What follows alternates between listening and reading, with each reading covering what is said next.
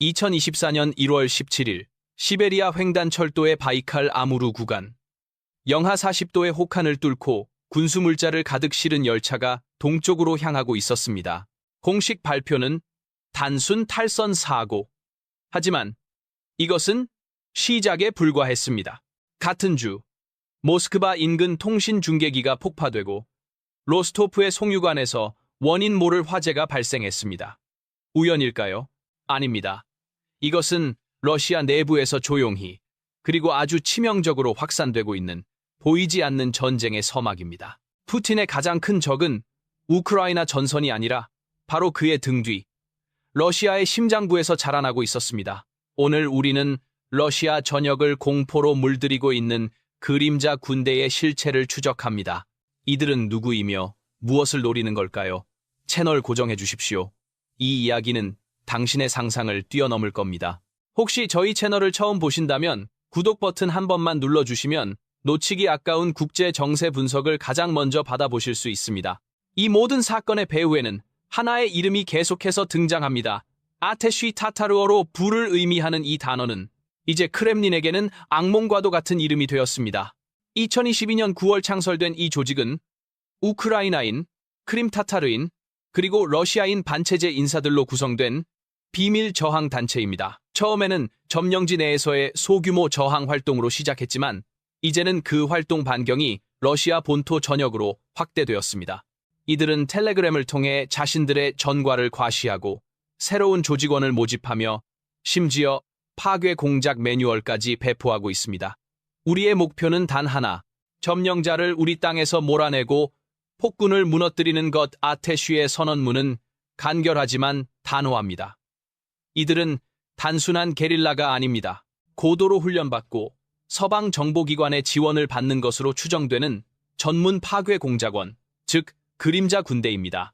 그림자 군대의 첫 번째 목표는 명확합니다. 바로 러시아군의 혈관인 철도망입니다. 러시아는 광활한 영토 특성상 군대의 보급과 이동을 철도에 절대적으로 의존하고 있습니다. 특히 우크라이나 전선으로 향하는 물자의 90% 이상이 시베리아 횡단 철도를 통해 운송됩니다. 아테쉬는 바로 이 약점을 집요하게 파고들고 있습니다. 이들의 방식은 거창하지 않습니다. 레일 연결부를 미세하게 손상시켜 열차의 하중을 견디지 못하게 만들거나 신호 제어함에 불을 질러 전체 구간을 마비시키는 방식입니다. 수천 킬로미터에 달하는 철로를 24시간 감시하는 것은 불가능에 가깝습니다. 단 몇 명의 조직원이 밤사이 벌이는 작은 공작 하나가 수십만 톤의 군수 물자를 전선에서 수백 킬로미터 떨어진 곳에 며칠 혹은 몇 주간 묶어두는 겁니다. 이는 전방의 러시아 군에게는 보급이 끊기는 그야말로 최악의 시나리오입니다. 만약 철도망이 국가의 동맥이라면 통신망은 온몸으로 명령을 전달하는 신경계라고 할 수 있습니다. 그림자 군대는 바로 이 신경계를 마비시키는데 조금의 주저함도 보이지 않고 있죠. 이건 그냥 선 하나를 자르는 단순한 파괴 공작이 아닙니다. 현대전의 심장부를 겨누는 아주 정교하고 치명적인 공격이에요. 최근 들어 모스크바와 상트페테르부르크 같은 러시아의 핵심 대도시 인근에서 군 통신용 광 케이블을 절단하려는 시도가 무섭게 급증하고 있습니다. 왜 하필 대도시 주변일까요? 이곳들이 바로 러시아군의 모든 정보가 모이고 퍼져나가는 중추, 즉 척수와 같은 역할을 하기 때문입니다. 팔다리의 신경 하나를 끊는 것과는 비교도 안 될 정도의 충격을 줄 수 있는 거죠. 문제는 이 군용 케이블이 민간 통신망과 아주 교묘하게 마치 스파게티 가닥처럼 뒤얽혀 있다는 점입니다. 수백 수천 개의 케이블 중에서 정확히 군용 케이블만 찾아내 절단하는 건 내부 정보나 고도의 기술 없이는 불가능에 가깝습니다. 이러니 식별도 어렵고 복구 작업에 들어가도 엉뚱한 민간망을 건드릴 위험 때문에 상당한 시간이 걸릴 수밖에 없어요. 의도적으로 수리를 지연시키는 아주 영리한 방식입니다. 통신이 두절된다는 것.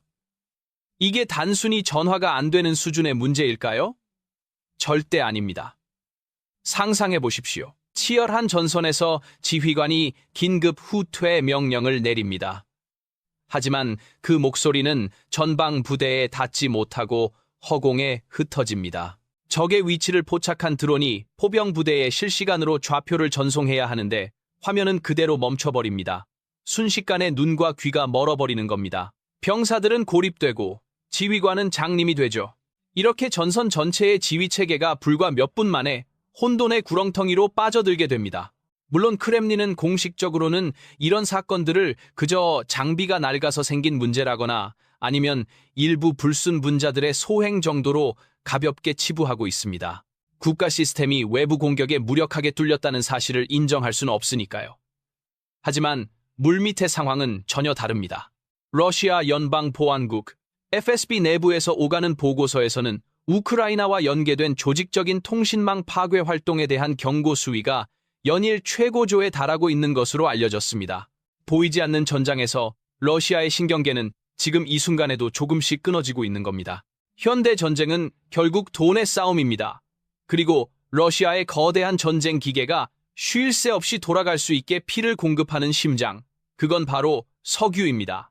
매일 수천억 원에 달하는 막대한 전쟁 비용은 전부 시베리아 동토에서 뿜어져 나오는 검은 황금, 즉 석유와 가스를 판 돈에서 충당되거든요. 이 사실을 누구보다 잘 아는 그림자 군대는 이제 러시아의 가장 치명적인 아킬레스건을 직접 겨누기 시작했습니다. 바로 그 심장을 멈추기 위해 러시아의 에너지 인프라를 직접 타격하는 겁니다. 이전까지는 상황이 좀 달랐습니다. 국경 너머에서 날아오는 우크라이나 군의 드론 공격이 주를 이뤘죠. 물론 그것도 위협적이었지만 레이더에 포착되고 요격할 수도 있는, 말하자면 보이는 위협이었습니다. 하지만 이제는 전선이 완전히 바뀌었습니다. 러시아 내부에서 암약하는 세력의 정교한 사보타주가 결합되면서 그 파괴력은 비교할 수 없을 정도로 커지고 있습니다. 이건 마치 외부의 상처가 아니라 몸속에서부터 장기를 파괴하는 치명적인 바이러스와도 같습니다. 예를 들어볼까요? 수천 킬로미터에 걸쳐 뻗어있는 시베리아의 송유관을 생각해 보십시오. 그 광활한 동토에 묻힌 수많은 밸브 중 단 하나를 누군가 밤중에 몰래 조작합니다. 정상 수치의 몇 배에 달하는 압력이 파이프라인의 가장 취약한 지점으로 몰리도록 정밀하게 계산된 조작이죠. 관은 비명을 지르듯 팽창하고 결국 엄청난 굉음과 함께 파열됩니다. 시커먼 원유가 분수처럼 솟구쳐 얼어붙은 땅을 뒤덮는 그 순간 전선으로 향하던 군용 연료의 흐름이 그대로 멈춰버리는 겁니다. 또 다른 방식은 더 원시적이지만 효과적입니다. 주요 정유시설 근처, 경비가 소홀한 지점에서 의도적으로 불을 지르는 거죠. 마른 수풀이나 폐자재 더미에서 시작된 작은 불씨가 바람을 타고 번져나가 결국 수십만 톤의 연료가 저장된 탱크를 위협하는 거대한 화마가 됩니다. 이런 공격들이 노리는 건 단순한 경제적 손실이 아닙니다. 물론 유가 하락이나 생산 차질로 인한 금전적 타격도 크겠죠. 하지만 진짜 목표는 훨씬 더 깊숙한 곳에 있습니다. 바로 러시아군의 동맥을 끊어버리는 겁니다. 정유시설이 멈추면 전투기에 주입할 항공유 생산에 즉각적인 차질이 생깁니다. 최전선에서 진격해야 할 탱크 부대는 연료 부족으로 발이 묶이게 되고요. 이건 전쟁 수행 능력 자체를 근본적으로 뒤흔드는 치명타입니다. 아무리 강력한 무기가 있어도 그걸 움직일 피, 즉 연료가 없다면 고철 덩어리에 불과하니까요. 푸틴 정권의 돈줄이자 군대의 생명줄인 에너지 인프라가 이제 외부의 적이 아닌 내부의 적에 의해 위협받고 있다는 이 사실. 하나만으로도 크렘린이 느끼는 압박감은 상상을 초월합니다. 누가 적인지, 누가 동지인지 알 수 없는 공포, 언제 어디서 또 다른 심장이 또칠지 모른다는 불안감. 이것은 단순한 군사적 공격을 넘어 정권의 심장부를 겨누는 서늘한 심리전이기도 합니다. 네, 알겠습니다. 전문가의 입장에서 기존 스크립트를 진지한 톤으로 확장하고 한국어 구어체에 맞게 자연스럽게 다듬겠습니다. 분량은 3배 이상으로 늘리고 구체적인 묘사와 비유를 통해 깊이를 더하겠습니다. 그렇다면 이 미스터리한 그림자 군단 아테쉬의 정체는 과연 누구일까요? 이들은 어디에서 나타나 크렘린의 심장부를 겨누는 걸까요? 가장 먼저 떠오르는 건 역시 우크라이나의 정예 특수부대원들이겠죠. 최첨단 장비와 고도로 훈련된 요원들이 적진 깊숙이 침투해 작전을 펼친다. 충분히 가능한 시나리오입니다. 그리고 실제로 일부 작전에는 그들이 관여했을 가능성도 배제할 순 없습니다. 하지만 그건 전체 그림의 아주 작은 조각일 뿐입니다. 아테쉬의 진짜 힘, 그 거대한 빙산에 보이지 않는 몸통은 바로 다른 곳에 있습니다. 바로 러시아 내부입니다. 전쟁의 무의미함에 환멸을 느끼고 푸틴 정권의 거짓말에 등을 돌린 평범한 러시아 시민들. 바로 당신의 이웃일 수도, 어제 마주쳤던 상점 직원일 수도 있는 보통 사람들입니다. 그들의 전장은 텔레그램의 비밀 대화방입니다. 그곳에선 이런 메시지가 조용히 오고 갑니다. 당신이 사는 지역에 새로 배치된 군부대가 있습니까? 사진과 위치를 알려주십시오. 군용 물자를 실은 수송 열차가 지나갑니까? 이동 시간과 경로를 제보해 주십시오. 마치 어둠 속에서 던져지는 작은 돌멩이 같지만 이 정보 하나하나가 모여 거대한 파도를 만들어냅니다. 이들의 제보는 왜 그렇게 놀랍도록 정확할까요? 그건 바로 이들이 내부자이기 때문입니다. 전선으로 끌려간 아들의 소식이 끊겨 절망과 분노에 휩싸인 어머니, 그녀는 아들 친구들의 부대 배치 정보를 눈물로 전합니다. 이 전쟁으로 평생 일궈온 사업과 가족의 미래까지 모든 것을 잃어버린 중년의 사업가. 그는 이제 복수를 위해 군수공장의 허술한 보안 상태를 밀고 합니다. 진실을 말할 자유를 빼앗긴 채 독재의 어둠 속에서 숨죽여왔던 젊은 대학생. 그는 용기를 내어 대학 내에 숨겨진 비밀 경찰의 동향을 알립니다. 각자의 사연은 다르지만 목표는 단 하나입니다. 바로 이 끔찍한 전쟁을 끝내는 것. 물론 이건 목숨을 건 행동입니다. 발각되는 순간 반역자라는 낙인이 찍힌 채 상상할 수 없는 대가를 치러야 합니다. 그럼에도 이들은 멈추지 않습니다. 그리고 저항은 이제 단순한 정보 제공을 넘어서고 있습니다. 밤사이 철로의 신호 케이블이 잘려나가고 군용 트럭의 타이어에 구멍이 나는 일들. 아주 사소해 보이지만 이런 작은 파괴 공작들이 모여 러시아 군의 보급망에 균열을 일으키고 있는 겁니다. 정보원이자 이제는 파괴 공작원까지 되는 겁니다. 바로 이 지점이야말로 철옹성 같던 크렘린이 가장 깊은 곳에서부터 두려움을 느끼는 이유입니다. 국경을 넘어오는 탱크와 미사일은 군대로 막을 수 있습니다. 외부의 적은 명확하고 또 어떻게든 대응할 수 있으니까요. 하지만 내부에서부터 조용히 퍼져나가는 불신과 저항의 바이러스는 어떻게 막을 수 있을까요? 내 옆의 동료가, 내 부하가, 심지어 내 가족이 그림자일지도 모른다는 의심. 이 보이지 않는 위협이야말로 어떤 강력한 무기보다도 정권을 좀먹는 가장 무서운 적입니다. 성벽은 밖에서부터 무너지는 것보다 안에서부터 썩어 들어갈 때 훨씬 더 허무하게 무너지는 법이니까요. 걷잡을 수 없이 상황이 악화되자 마침내 크렘린의 가장 사나운 사냥개가 풀려났습니다. 바로 푸틴의 충견, 연방보안국 FSB였죠. 이들은 러시아 전역에 거대한 그물을 던지기 시작했습니다. 반역자와 사보타주 협력자를 색출한다는 명분 아래 말 그대로 피해 숙청에 가까운 대대적인 검거 작전이 벌어진 겁니다. FSB의 가장 날카로운 무기는 바로 외국 대리인법이었습니다. 본래 외국의 로비스트를 규제하려던 이 법은 이제 정권의 눈엣가시를 제거하는 만능 도구로 변질됐죠. 서방 매체의 기사를 공유한 언론인, 해외에서 소액의 연구비를 지원받은 환경운동가, 심지어는 외국인 친구와 SNS 메시지를 주고받은 평범한 학생까지 아주 사소한 꼬투리만 잡히면 누구든 외국의 앞잡이라는 낙인이 찍혔고 그 순간 사회적으로 완전히 매장당했습니다. 러시아 사회는 차가운 공포에 잠식되기 시작했습니다. SNS 검열과 무차별적인 통신 감청은 더 이상 뉴스 속 이야기가 아닌 숨 막히는 일상이 됐어요. 한밤중 갑자기 문을 부수고 들이닥치는 검은 제복의 요원들, 이웃이 이웃을, 친구가 친구를 감시하고 밀고 하는, 마치 스탈린 시대의 대숙청이나 동독의 슈타지를 떠올리게 하는 암울한 현실이 펼쳐진 겁니다. 특히 철도나 에너지 시설 같은 주요 기관 시설 주변은 계엄령이라도 선포된 듯 삼엄한 분위기 속에서 불심 검문이 일상화됐고 주민들은 서로를 의심의 눈초리로 바라보게 됐습니다. FSB는 그렇게 체포한 용의자 몇몇을 국영 방송 카메라 앞에 세웠습니다. 멍든 얼굴, 초점 없는 눈으로 미리 준비된 대본을 읽는 그들의 모습은 영락없는 서방의 사주를 받은 테러리스트였죠. 정권은 이 모습을 대대적으로 선전하며 내부의 공포를 극대화하고 결속을 다지려 했습니다. 하지만 이 조잡한 연극이 그림자 군대의 활동을 멈추게 하진 못했습니다. 오히려 정반대의 결과를 낳고 있습니다. 쇠망치로 내려찍는 듯한 무자비한 탄압은 불씨를 끄기는커녕 오히려 기름을 붓는 격이 됐습니다. 어제까지 정치에 무관심했던 평범한 시민들이 자신의 이웃이, 친구가 부당하게 끌려가는 것을 보며 분노하기 시작한 거죠. 결국 FSB의 피해 숙청은 저항의 뿌리를 뽑아내는 게 아니라 오히려 잠재적인 저항 세력이라는 보이지 않는 군대를 러시아 전역에 더욱 광범위하게 퍼뜨리는 역효과를 낳고 있다는 분석이 힘을 얻고 있습니다.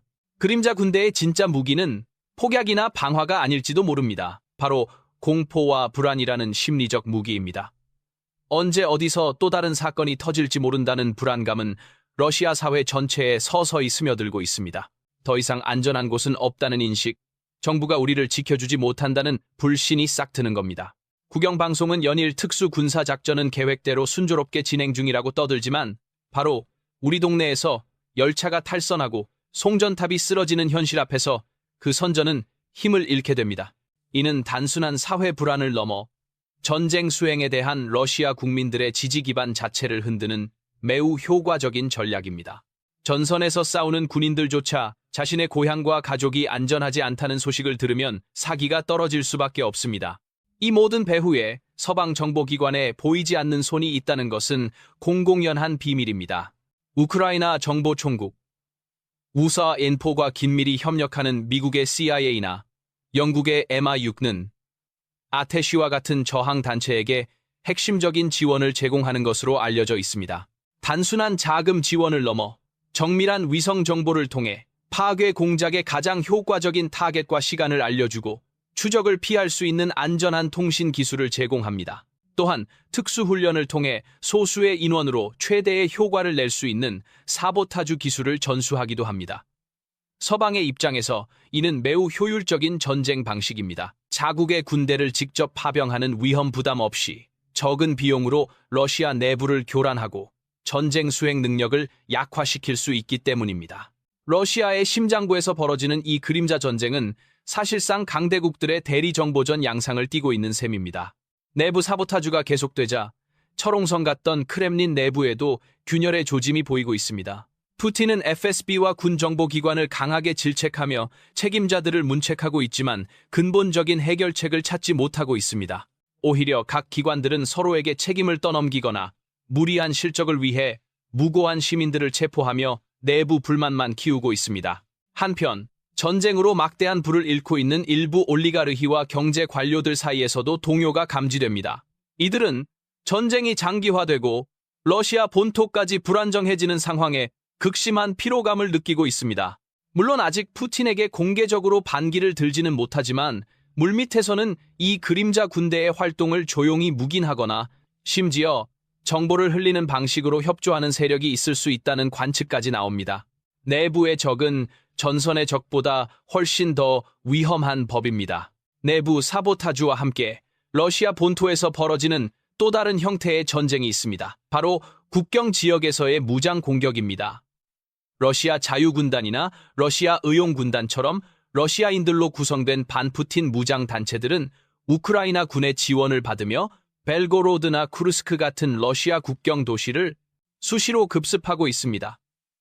이들의 공격은 단순한 교란을 넘어 특정 마을을 일시적으로 점령하는 수준까지 발전했습니다. 이로 인해 크렘린은 우크라이나 전선에 투입해야 할 정예 병력의 일부를 국경 방어로 돌릴 수밖에 없는 상황입니다. 내부의 그림자 군대가 혈관과 신경을 마비시킨다면 이들 국경의 무장단체들은 러시아의 살점을 직접 베어내는 역할을 하고 있는 셈입니다. 러시아는 더 이상 자국 영토가 안전지대라고 말할 수 없게 되었습니다. 오늘 우리는 러시아의 심장부를 뒤흔들고 있는 그림자 군대의 활동을 다각도로 추적해봤습니다. 철도, 통신, 에너지 등 국가의 핵심 인프라를 파괴하는 이들의 활동은 단순한 사보타주를 넘어 푸틴 정권의 근간을 흔드는 거대한 위협으로 성장했습니다. 푸틴은 딜레마에 빠졌습니다. 내부의 적을 소탕하기 위해 더 강력한 탄압을 가할수록 더 많은 시민들이 등을 돌리고 저항에 가담하는 악순환이 반복될 수 있습니다. 전쟁은 이제 우크라이나 국경을 넘어 러시아 내부로 역류하고 있습니다. 이 보이지 않는 전쟁의 끝은 어디일까요?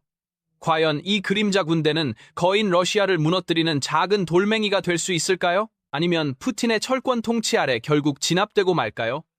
여러분의 생각은 어떠신가요? 댓글을 통해 다양한 의견을 남겨주시기 바랍니다. 오늘 영상이 유익하셨다면 좋아요와 구독, 알림 설정 부탁드립니다.